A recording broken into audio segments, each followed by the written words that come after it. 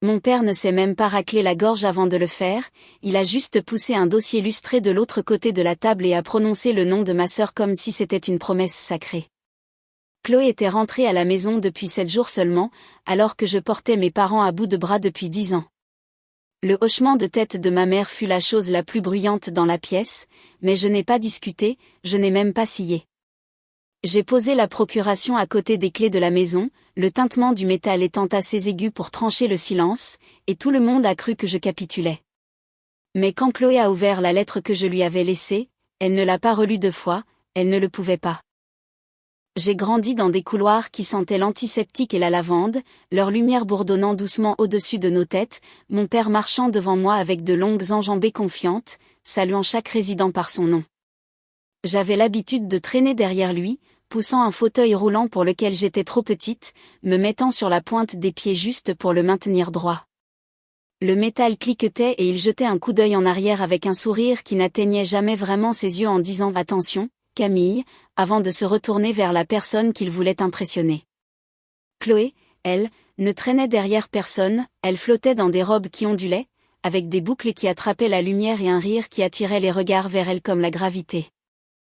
Ma mère la faisait poser dans les embrasures de porte et à côté des décorations de Noël, publiant des photos avec des légendes sur notre avenir radieux, et j'apparaissais parfois en arrière-plan de ces clichés, à moitié coupés, tenant un porte-bloc ou essuyant une tache que personne n'avait remarquée sauf moi. Même enfant, la division semblait répétée, Chloé avait les chaussons de danse, les colonies de vacances d'été, les week-ends pour libérer son potentiel, et moi, j'avais la responsabilité. Camille est indépendante, disaient mes parents à tout le monde comme si l'indépendance était quelque chose avec lequel j'étais née plutôt qu'une forme dans laquelle on m'avait moulée. Quand Chloé se plaignait de ses devoirs, ils engageaient un tuteur, mais quand je ramenais des bulletins parfaits avec les félicitations du conseil de classe, mon père hochait la tête sans lever les yeux de son ordinateur portable en disant « C'est ce qu'on attend de toi ». Il y a un anniversaire dont je me souviens clairement, le gâteau de Chloé avait des cierges magiques, des ballons dorés et une douzaine de parents se pressant autour d'elle, tandis que le mien, 2 mois plus tard, était un gâteau industriel de supermarché laissé sur le comptoir de la cuisine, à moitié glacé et déjà penché. Ma mère m'a embrassé sur la joue et m'a rappelé de prendre mon uniforme de travail avant de partir pour l'EHPAD pour une garde de soir. J'avais 16 ans, la garde n'était pas obligatoire, mais le crédit immobilier l'était. Je n'en voulais pas à Chloé à l'époque, ce n'était pas elle qui fixait les règles, elle s'épanouissait simplement sous elle, mais j'ai appris très tôt que vouloir quoi que ce soit me rendait encombrante, alors j'ai arrêté de vouloir. Je remplissais les piluliers, pliais les serviettes, aidais les résidents à écrire leurs cartes de vœux et je suis devenue la fille qui résolvait les problèmes discrètement, dont l'utilité effaçait le besoin d'éloge. Au moment où j'ai atteint l'âge adulte, le schéma s'était durci. Chloé est partie à Paris pour construire une carrière dans la communication et les médias, un rêve dont mes parents parlaient avec révérence, et quand elle appelait à la maison, c'était généralement pour demander de l'argent, qu'ils envoyaient toujours. Pendant ce temps, mon père est tombé malade, puis ma mère, l'entreprise a vacillé, le personnel est parti, les réglementations de l'ARS se sont durcies, et la personne vers qui ils se sont tournés n'était pas la fille dans laquelle ils avaient investi, c'était moi. J'ai signé la procuration générale sur une chaise d'hôpital en vinyle à 2 heures du matin, ma mère hochant la tête comme si c'était inévitable, me chuchotant « Tu es douée pour les choses sérieuses », ce qui n'était pas un compliment mais la confirmation d'un rôle que je n'avais jamais demandé. Certaines nuits, après de longues gardes, je surprenais mon reflet dans les portes vitrées de l'établissement, posture droite, cheveux attachés en arrière, tablette à la main, et je ne ressemblais pas à quelqu'un dans la vingtaine, je ressemblais à quelqu'un qui avait déjà vécu une vie entière. Je me souviens avoir pensé même alors que c'était ma place, non choisi mais assigné, et c'est ce jour-là que j'ai compris ce que ma famille croyait, Chloé était le visage, j'étais l'échafaudage. Le changement est arrivé doucement, comme les tempêtes rampent avant que quiconque ne remarque que le ciel a changé. Au début, c'était de petites choses, une chaîne de mails que je traitais habituellement concernant les inspections de l'État arrivant sans mon nom en copie, puis un autre sur un audit du personnel, puis une réunion programmée au bureau sur la planification de la succession, une réunion dont j'ai entendu parler uniquement parce qu'une infirmière a demandé pourquoi je ne présentais pas le rapport opérationnel. Je me souviens être resté debout dans la réserve, l'air froid de l'unité de réfrigération contenant une boîte de pansements, mon téléphone vibrant pour afficher une photo de ma mère montrant Chloé debout devant l'enseigne de l'établissement, souriante, ses cheveux soulevés par le vent, avec la légende « Future Leadership ». J'ai fixé l'image assez longtemps pour que l'écran s'assombrisse, puis un autre message a suivi, un graphisme d'invitation pour une célébration de l'héritage familial, lettrage doré, une date, un lieu, aucune mention de mon rôle, aucune consultation, juste une carte placée dans ma boîte aux lettres comme une formalité. Ce soir-là, je suis entré dans la cuisine de mes parents où l'air sentait les poivrons rôtis, mon père se tenait près du comptoir, parlant doucement à Chloé d'idées de vision pour la prochaine décennie, ma mère appuyée contre l'îlot central, hochant la tête.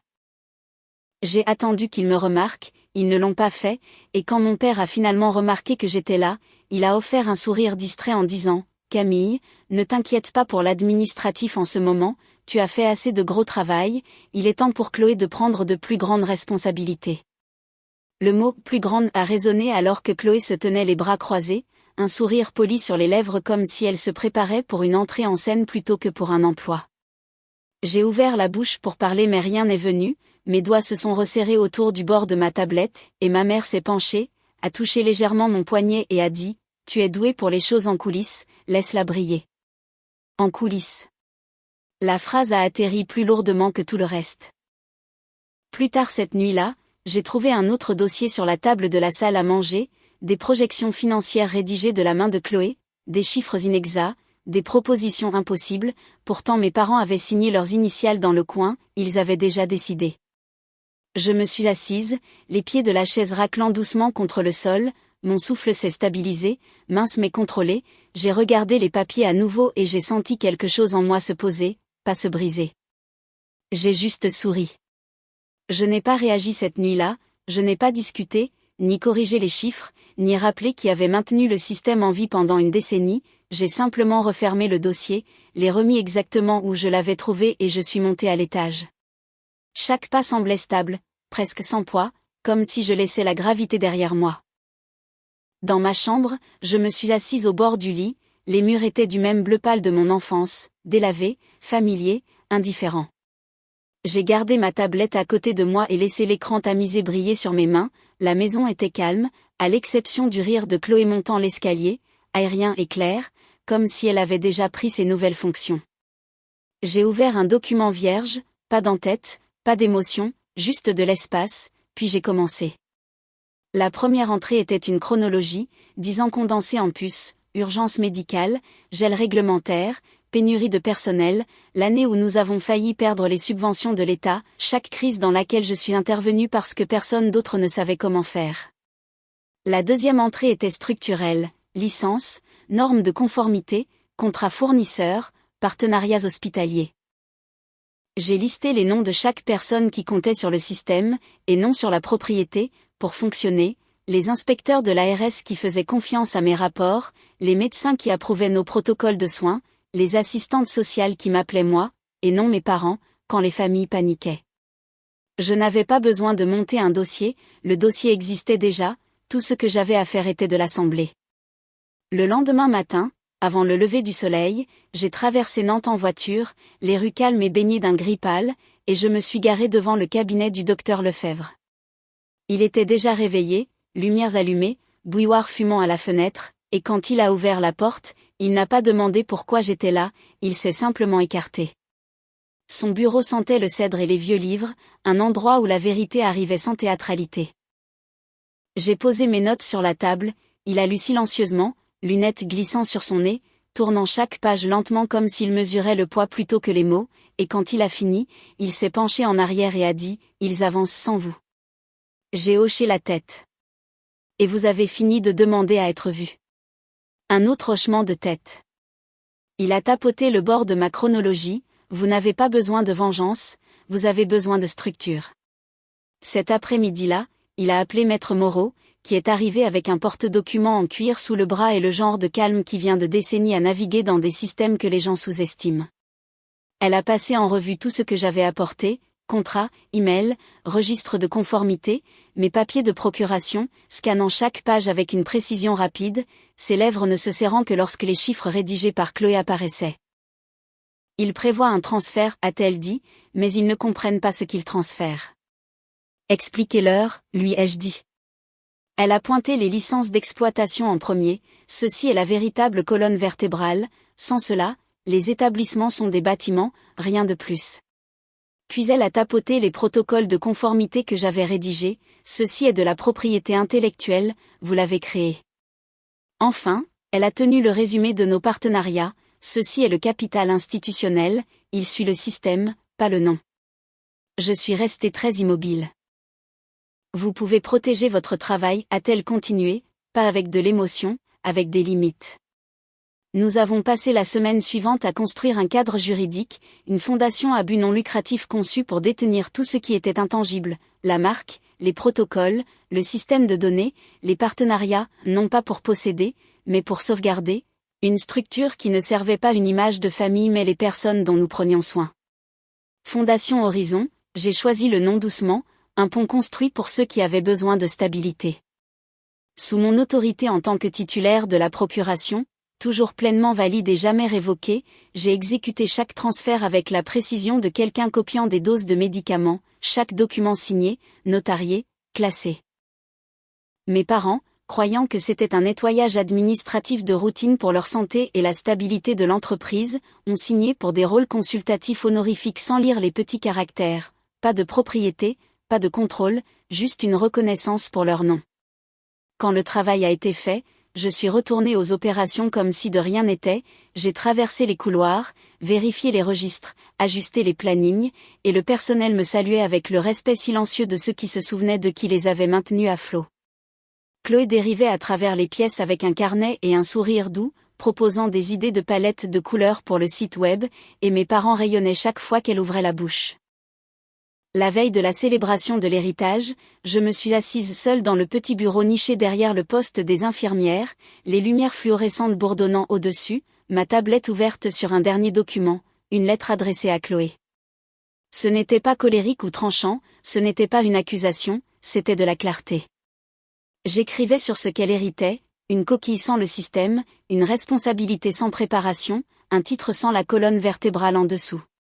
J'expliquais la fondation non pour lui faire honte, mais pour la préparer à la vérité que mes parents refusaient de voir. J'ai terminé par une ligne qui ressemblait au fait de sortir de l'ombre, ce que tu porteras ensuite dépend de ce que tu choisis de tenir. J'ai imprimé la lettre, les plié soigneusement et les glissé dans une enveloppe rouge, une couleur qui attirait l'attention sans bruit. Le jour de la célébration, j'ai placé l'enveloppe dans mon sac à côté des clés et du document de procuration, 3 objets, 3 vérités. Cette fois, je ne réparerai pas ce qu'ils avaient cassé, cette fois, je laisserai le système parler de lui-même. La célébration semblait chaleureuse depuis l'embrasure de la porte, lumière tamisée, verre en cristal, serviettes en lin pliées comme de petits vœux soigneux. Mes parents se tenaient près du bout de la table, rayonnant d'une manière qu'ils n'avaient pas vue depuis des années, Chloé assise entre eux, posture parfaite, doigt effleurant le pied de son verre comme si elle s'était entraînée pour ce moment. Quand mon père a tapoté sa cuillère contre une assiette, la salle s'est calmée, sa voix portant facilement à travers la table. Merci à tous d'être ici ce soir, nous honorons l'avenir du travail de notre famille. Il s'est tourné vers Chloé avec une inclinaison fière du menton, elle est prête à diriger. Ma mère a hoché la tête, les lèvres courbées dans le sourire doux qu'elle réservait au moment qu'elle croyait historique, elle le mérite, a-t-elle ajouté. Les mots n'ont pas piqué, ils ont simplement confirmé tout ce que je comprenais déjà. J'ai attendu que les applaudissements s'estompent, puis je me suis levée, pas brusquement, pas avec force, juste assez pour que les chaises arrêtent de bouger et que les conversations se taisent. J'ai placé 3 objets sur la table devant moi, les clés, le document de procuration et l'enveloppe rouge. Les clés ont fait le plus petit bruit, un tapotement métallique net qui a traversé la chaleur de la pièce. Mon père a froncé les sourcils, Camille, ce n'est pas nécessaire. Je les ai glissés doucement vers Chloé, c'est tout à toi. Certains invités ont souri, prenant cela pour de la grâce, d'autres ont échangé des regards, sentant le mauvais type de calme dans l'air. Chloé a tendu la main vers l'enveloppe en premier, ses doigts traçant son bord avant de glisser à l'intérieur pour déplier la lettre. Ses yeux ont parcouru les premières lignes, puis se sont aiguisés, elle a tourné la page suivante, puis la suivante, son souffle s'est coupé. « Qu'est-ce que c'est » a-t-elle chuchoté. Personne n'a répondu. Elle a lu plus loin, ses mains se resserrant autour du papier, ses jointures blanchissant. Non, ce n'est pas possible. Sa voix est montée, mince et incrédule, c'est une blague. Sa chaise a grincé en arrière alors qu'elle se levait, la pièce a sursauté avec elle. Mon père a saisi les papiers de sa main, son visage s'est vidé alors qu'il atteignait la section décrivant les transferts, marques, protocoles, droits opérationnels, accords de licence, tous sous la Fondation Horizon. Ses doigts tremblaient. Camille, qu'est-ce que tu as fait? Je n'ai pas répondu. Ma mère a arraché une page, la scannant par éclat rapide et frénétique, ça dit. Ça dit que nous ne possédons rien de tout ça. Ça dit que les établissements sont des bâtiments, ai-je dit calmement, juste des bâtiments. Un silence est tombé, même le cliquetis de l'argenterie s'est tu.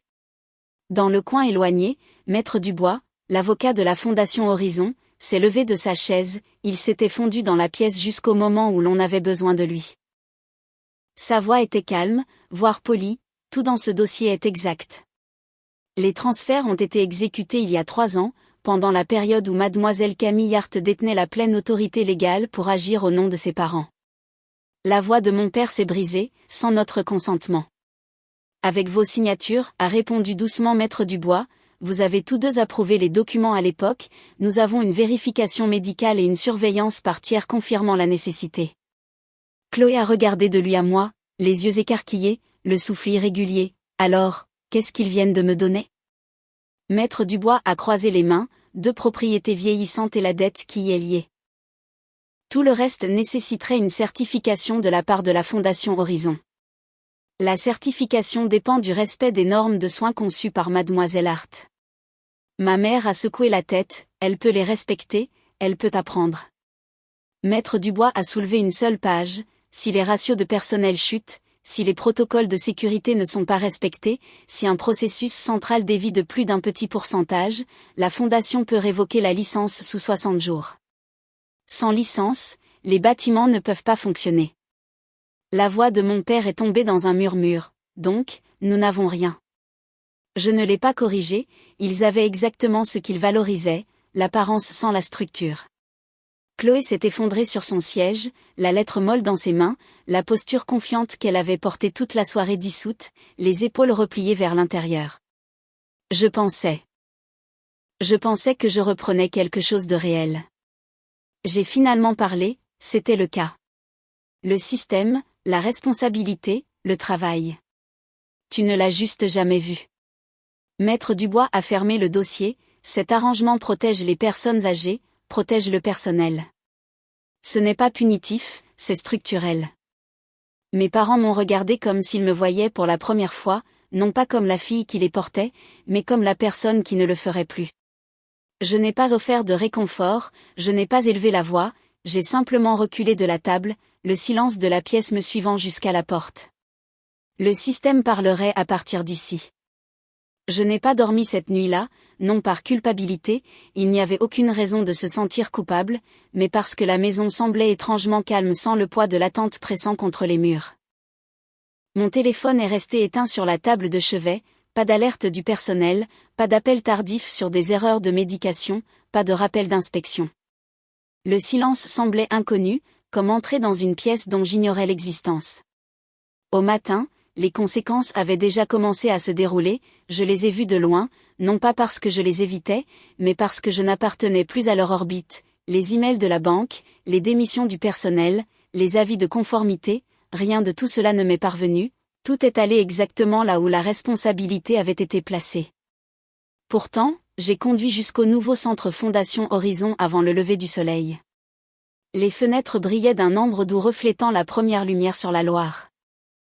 À l'intérieur, des bénévoles préparaient les activités du matin, leur voix basse et stable, quelqu'un accordait un piano dans la salle de loisirs, les notes dérivant dans le couloir comme un rappel tranquille que la vie continuait même quand les familles ne le faisaient pas.